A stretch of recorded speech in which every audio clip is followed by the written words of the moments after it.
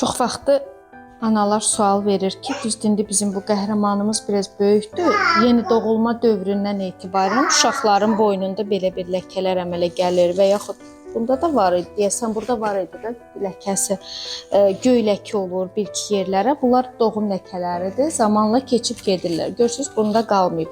Amma bu qırmızı ləkə samon ləkəsi deyirlər, leylək ləkəsi də deyirlər buna. Bəzi uşaqlarda gözün kənarlarında, qırağında, yəni rast gəlir, bunda yoxdur. 6 aya qədər və yaxud da 1 yaşa qədər qalır, sonra yavaş-yavaş solub gedir. Ona görə də yaxşı olar ki, narahat olmasınlar. Amma bəzən də bəzi uşaqlarda hemangiomlar olur, amma bu o deyil. Hemangiomlar zaten görünür, onu biz özümüz valideynə bildiririk. Bunlar isə samon ləkəsi, leylək ləkəsidir. Bu keçəcəkdir. Amma hemangiomlar əgər ölçü olaraq böyüyürsə, o zaman cərrahla da bir məsləhət eləyirik.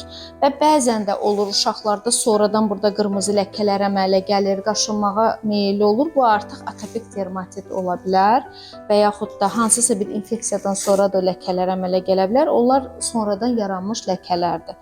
Amma yenə deyirəm, doğumdan belə bir ləkələr əmələ gəlibsə, heç kim narahat olmasın. Əgər çox narahat olarsınızsa, həkimə müraciət eləməyi unutmayın.